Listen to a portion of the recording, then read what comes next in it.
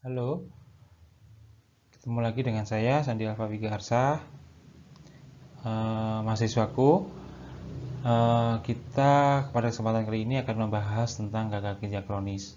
Pada materi sebelumnya kita sudah bahas tentang gagal ginjal akut. Sebenarnya ini tidak jauh beda ya, ada penyebab-penyebabnya dari gagal ginjal akut. Cuma kalau gagal ginjal kronis ini sudah secara berkelanjutan. Artinya dia sudah melewati fase akut dan jatuh pada kondisi kronis. Oke, kita mulai saja ya. Ya, gagal ginjal kronik atau chronic kidney disease. Ya, di mana kalau kita mendefinisikan adalah suatu kondisi di mana ginjal berhenti untuk mengeluarkan sampah metabolik ya. Tadi juga sudah kita bahas. Jadi intinya kalau gagal ginjal itu, kalau kita ngomong gagal ginjal tok ya, tanpa ada akut dan kronis. Kalau akut dan kronis hanya istilah untuk seberapa lama penyakit ini dapat disembuhkan. Kalau kurang dari 6 bulan itu dikatakan akut. Kalau lebih dari 6 bulan dikatakan kronis. Udah, itu aja. Kalau kronis ini pasti akan berkelanjutan ya, dia memerlukan terapi dan maintenance ya terhadap ginjalnya supaya tidak mengalami perburukan. Ya, pada intinya kalau gagal ginjal itu fungsi ginjalnya gagal, itu aja ya. Kalau masalah akut dan kronik itu hitungannya adalah waktu. Dan penurunan secara progresif dan fungsi massa ginjal sehingga jaringan renal tidak dapat mempertahankan lingkungan internal tubuh. Nah, gangguan fungsinya ini bisa ekskresi dan non ekskresi. Etiologinya apa? Tadi kita sudah bahas ya. Ini di sini etiologinya ada morfologi. Morfologi adalah struktur dari organ itu sendiri yang tidak sempurna. Penyakit glomerulus, penyakit tubular, penyakit vaskular dari ginjal, penyakit traktus urinarius, anomali kongenital. Nah, kemudian etiologinya bisa terjadi karena infeksi, sistem vaskular disease-nya ya, vaskular darahnya di atasnya ginjal berarti tadi ya, penyakit metabolik renal, penyakit jaringan jaringan konektif ya.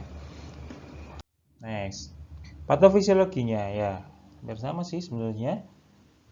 Oke, peningkatan kalau tadi ada peningkatan kreatinin dan natrium serum ya. Ini menyebabkan nefron bekerja keras untuk untuk mendegradasi natrium dan kreatinin. Nah, penurunan urin konsentrasi result artinya kalau nefron bekerja keras ini akan mengalami penurunan hasil keluaran urinnya. Nah, penurunan urin ini juga bisa terjadi karena penurunan filtration rate. Filtration rate itu adalah glomerulusnya.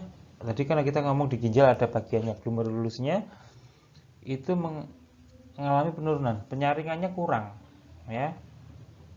Akhirnya terjadi hipertrofi. Hipertrofi apa? Adalah pengecilan organ. Hipertrofi. Hipertrofi bisa terjadi di organ apa aja, hipertrofi otak, hipertrofi jantung, hipertrofi hipertrofi pembesaran. Kalau hiper kita ngomong hiper adalah pembesaran pada ginjalnya bengkak, hipertrofi jantung, bentungnya bengkak ya. Penurunan, kalau pengecilan atrofi, penurunan urin reserve concentration, hiponatremia dan poliuria. Kalau terjadi hiponatremia dan poliuria, kemudian terjadi dehidrasi, dan fungsi renal terus berkurang, akhirnya peningkatan dan kreatinin, jadi overload cairan. Oke, nice. Nah, Berdasarkan etiologi lagi ya, kalau glomerulofiltration rate-nya menurun, otomatis dia akan mengalami hipertrofi sel renal. Sebenarnya hipertrofi, pembesaran sel renal. Nah, ketika terjadi pembesaran renal, ini akan terjadi gangguan konsentrasi urin.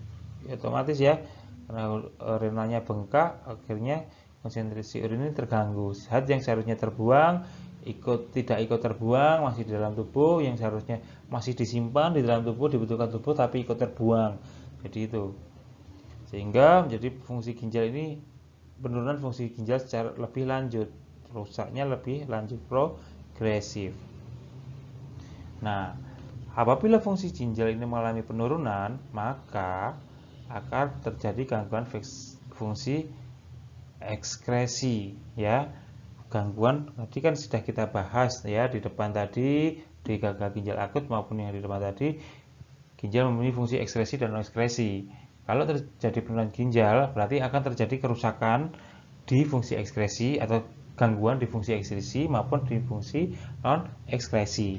Nah, kita akan membahas fungsi ekskresi dulu. Nah, dari gangguan fungsi ekskresi ini akan menyebabkan peningkatan sodium reabsorpsi ya. Peningkatan sodium reabsorpsi. Sodium ini yang seharusnya dibuang tapi terabsorpsi banyak. Karena terabsorpsi banyak, ini akan menyebabkan retensi air. Ya, retensi air. Jadi airnya tidak ikut terbuang. Kalau airnya tidak ikut terbuang, maka dia akan terjadi edema. Kedua adalah hipertensi. Kalau airnya di dalam tubuh itu tidak terbuang, maka akan terjadi edem. Tadi ya bengkak ya, bengkak pada pasien gagal ginjal karena apa? Ya, karena itu tadi fungsi ginjal ya. Nanti dicari lagi ya, dicari kenapa pada pasien ginjal itu mengalami kebengkakan ya. Itu yang jadi ciri khas sebenarnya pada pasien gagal ginjal. Ada edema di ekstremitas, biasanya di bawah, di kaki, di tungkai ya. Kemudian hipertensi ya. Kok bisa hipertensi Pak ya? Hipertensi itu penyebabnya ada tiga kausanya ya. Kalau saya ngomongnya apa ya, bukan kausa juga sih, pendukungnya. Yang pertama adalah volume ini terkait dengan jumlah air, jumlah darahnya, volume darahnya ya. Yang kalau hipertensi kan tekanan atau hipertensi, tekanan darah meningkat. Nah, kalau volumenya meningkat, otomatis tekanannya juga ikut meningkat. Yang kedua adalah salurannya, vaskulernya, pipanya. Semakin sempit pipa, maka akan semakin tinggi tekanan darah. Seperti kalian kalau nyiram bunga ya, pakai selang, ketika kalian sempitkan selangnya, kalian pencet ujung selangnya, maka tekanannya akan semakin besar. Ya, betul? Nah, tuh. Yang ketiga adalah pompanya. Pompanya adalah jantung. Nah, kalau pada gagal ginjal ini penyebabnya adalah volumenya. Tapi juga bisa pompanya, bisa juga vaskulernya. Nah, gitu ya. Nanti saling berkaitan sih sebenarnya seluruh organ dalam tubuh kita itu. Satu rusak, lainnya ikut, keseimbangan sistem lainnya juga ikut terganggu. Nah, heart failure adalah gagal jantung. Nah, ini salah satu langkahnya untuk yang dilakukan apabila terjadi ini adalah restriksi air. Harus dikeluarkan airnya menggunakan obat-obatan ya, diuretik ya, yang bisa dikeluarkan melalui kencing. Oke, berikutnya adalah dari gangguan fungsi ekskresi ini adalah penurunan ekskresi sisa metabolisme ya. Nah, kalau fungsi ginjalnya tadi berkurang, hilang, menurun, makanya fungsi ekskresinya hilang toh, fungsi untuk mengeluarkan cairannya kan hilang. Nah, cairan maupun sisa zat tampah ya. Nah, makanya kalau fungsi ekskresinya sisa metabolik ini berkurang, Ya, yang dibuang apa sih? Di dalam urin itu ada ureum, ya. Urea. Ya, di dalam tubuh. Kalau urea ini tidak dibuang, maka akan mengganggu keseimbangan cairan dan elektrolit dalam tubuh. Ya, akan terjadi kejang. Ya, peningkatan bun dan kreatinin. Ya, kejang ini langkah yang harus diambil adalah memberikan antikonvulsan, anti kejang ini, antikonvulsan. Oke, selanjutnya adalah gangguan fungsi ekskresi. Itu ada penurunan ekskresi kalium. Penurunan ekskresi kalium. Kalau terjadi penurunan ekskresi kalium, itu akan terjadi hiperkalemia. Hiperkalemia. Karena kalium di dalam darah menjadi meningkat karena seharusnya dibuang tapi tidak terbuang. Kalium ini dibutuhkan oleh tubuh, tapi secukupnya. Nah, karena tidak bisa dibuang, akhirnya numpuk di dalam darah. Nah, caranya adalah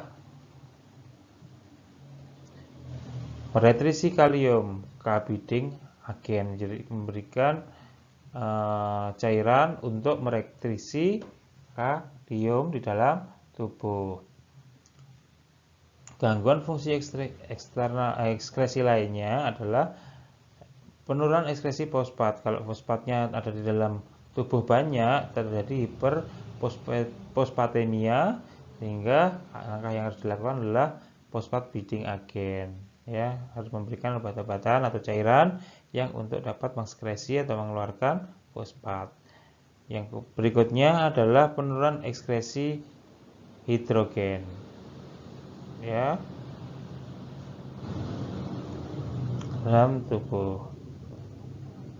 Nah, bisa terjadi acidosis metabolik. Langkah yang dia berikan adalah memberikan NaHCO3. Ya, oke. Sekarang fungsi non ekskresi. Ya, fungsi non ekskresi. Pada fungsi non ekskresi ini bisa terjadi gangguan reproduksi.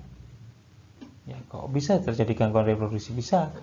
Ya, karena jadi lemah, letih, lesu pada pasiennya, fungsi non ekskresinya. Di dalam tubuhnya banyak ureum.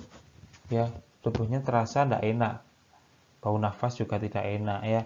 Ini menyebabkan libido menurun ya. Dan bisa juga infertil, tidak subur. Ya. Kemudian gangguan imun, gampang terjadi infeksi ya, penyembuhan luka menjadi lamban ya, gitu ya. Kemudian penurunan produksi eritropoietin. Eritropoietin tadi apa? Adalah zat yang untuk menstimulasi produksi sel darah merah. Nah, kalau eritropoietin ini menurun ya, eritropoietin menurun, itu akan mengakibatkan anemia, yaitu kekurangan sel darah merah, sehingga terjadi pallor, pucat. Kemudian gangguan penurunan absorpsi kalsium. Ada osteodystrofi, bisa hipokalsemia. Itu ya, gangguan fungsi ekskresi dan fungsi non ekskresi. Nah, pada pasien-pasien ini ada stadium-stadiumnya ya, stadium 1, 2. Ya. Stadium 1 ini pada penurunan cadangan renal. Ya. Dikarakteristikan sebagai hilangnya 40% sampai 75% dari fungsi nefron. Pasien tidak biasanya mengalami gejala. Jadi katakanlah fungsi ginjal kita dua-duanya ini 100-100 gitu ya. Nah, ketika pada stadium 1, ini yang saya katakan gagal ginjal ini bisa dikatakan silent killer. Ya, karena apa? Fungsi ginjalmu hilang 40-75%. Ini tidak ada gejala sama sekali. Ya. Enggak mengeluarkan gejala.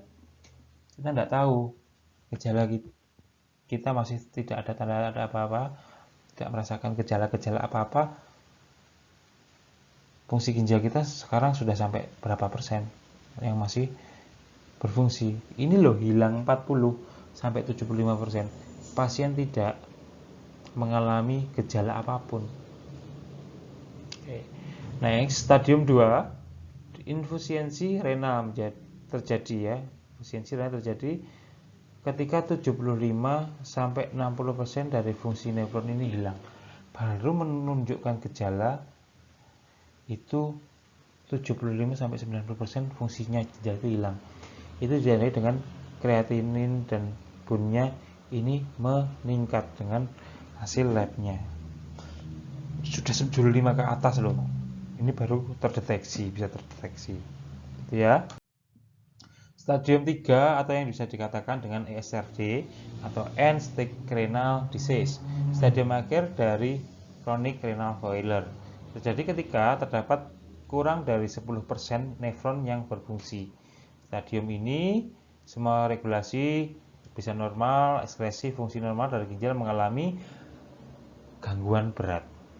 Ya, sudah terjadi gangguan. Ya, 10% fungsi ginjal ya. Di stadium 3. Ya.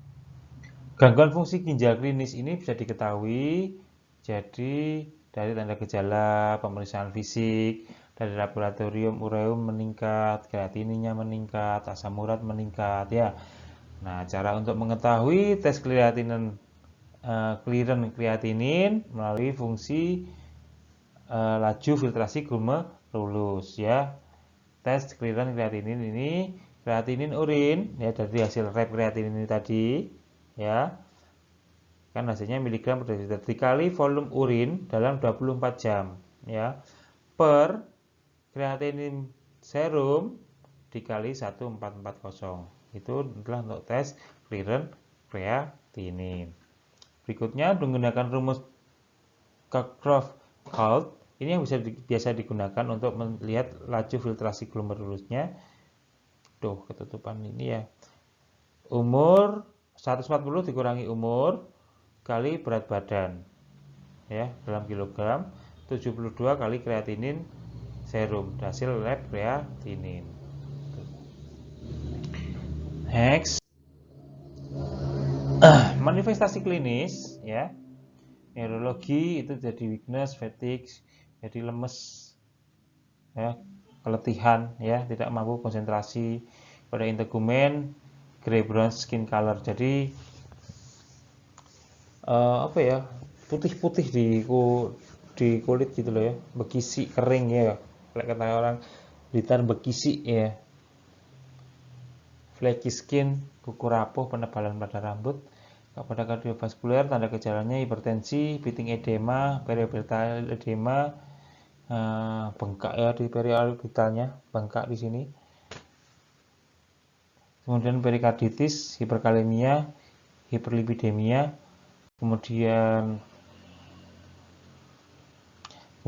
pulmonary weakness, depresi refleks batuk, takip new, multiple respiration, kemudian bernapas dengan bau urin. Jadi selanjutnya di gastrointestinal, metallic taste, rasa apa ya? Mulutnya itu terasa apa ya? Oh ya kayak apa ya? Pernah ngemut uang logam, ya gitu loh. Metallic taste, katanya. Ya itu kayak gitu. Laserasi, perdarahan mulut, anoreksia, nausea, vomiting ya. Ini istilahnya banyak sekali yang istilah kesehatan ya. Apa anoreksia apa tidak doyan makan, nausea apa mual, vomiting apa muntah, hiccups apa constipation apa diare apa perdarahan gastrointestinal apa. Dicari ya. Dicari artinya biar kalian ketika kita ngobrol, ketika nanti kalian pastikan praktek terus konsul. Nah, konsul ini kita ngobrolnya dengan bahasa-bahasa medis. Itu yang perlu jadi kalian pelajari istilah-istilah medisnya.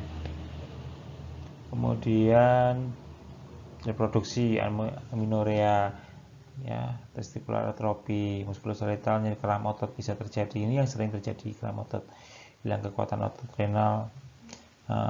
Kemudian genitourinary bisa change on frekuensi, frekuensinya berubah untuk berkemihnya.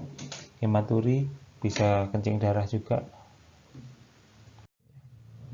Diagnosis tes sama seperti yang di GGA, urin, kemudian tes lainnya urin analisis hemoglobin, kreatinin, kreatinin tes, kemudian hemostasis, HP, hematokrit, clotting factor, elektrolit. Tes lainnya bisa renal X-ray, ya, CT scan. Komplikasi yang dapat terjadi hiperkalemia, perikarditis, hipertensi, kemudian anemi, ya, karena ada eritropoietinnya menurun. Manajemen medik ini adalah terapi farmakologis antacid, ya, untuk menjaga lambungnya agar tidak korosif, karena tadi ada ureum, sifatnya korosif banget kalau ada ureum dalam tubuh, dalam darah. Antihipertensi, agen kardiovaskular, antikonvulsan, dan tambahan eritropoietin. Eritropoietin itu bisa ditambahkan eksternal, disuntikkan secara subkutan, membantu memberikan stimulasi tulang belakang untuk memproduksi sel darah merah. Terapi nutrisinya pembatasan protein, ya, pembatasan cairan 50-600 ml atau more than precious per day per 24 jam, sodium intake, kemudian potasium, suplemen vitamin, ya. Ya, terapinya adalah dialisis, ya. Itulah pencuci darah general, principalnya movement of fluid and muscular across semi-permeable membrane from one compartment to another, ya, memindahkan cairan dan molekul yang ada melewati membran semi-permeable dari satu kompartemen ke kompartemen yang lain. Hemodialisis itu move substance from blood tract semi-permeable membrane and dialysis solution. Ya, jadi sama sih, artinya melakukan pemindahan itu tadi, penyaringan sari-sari zat-zat metabolisme yang tidak dibutuhkan oleh tubuh melalui membran semi-permeable, melalui dialisis solution. Solid itu cairan, ya, dialisis bath, sistemik membran, melalui sintetik membran-membrannya dibuat di buatan. Peritoneal itu menggunakan membran peritoneum kita. Peritoneum kita itu bersifat semi-permeable. Nah, ini akan saya jelaskan di pertemuan berikutnya terkait dengan dialisis, ya. Ini adalah dialisis, gambar dialisis peritoneum, ya. Ada untuk memasukkan cairan dialisat, ya, cairan dialisat dalam tubuh yang bisa nanti dikeluarkan untuk diharapkan zat-zat sisa ini ikut ke bawah terus dikeluarkan dari tubuh. Ini ada mesin cuci darah, ya, ini dialisat, ini menggantikan fungsi ginjal. Proses perawatan, asesmen, strategi nanti kita bahas, ya, di pertemuan berikutnya. Untuk pertemuan berikutnya kita akan membahas tentang intervensi-intervensi untuk mengatasi gagal ginjal kronis, ya. Jadi ada transplantasi ginjal, kemudian hemodialisis, yang ketiga adalah peritoneum dialisis. Itu, ya. Demikian topik bahasan kita tentang gagal ginjal kronis. Semoga apa yang kita diskusikan dan apa yang saya sampaikan pada kesempatan ini dapat bermanfaat untuk kalian semua. Wassalamualaikum warahmatullahi wabarakatuh.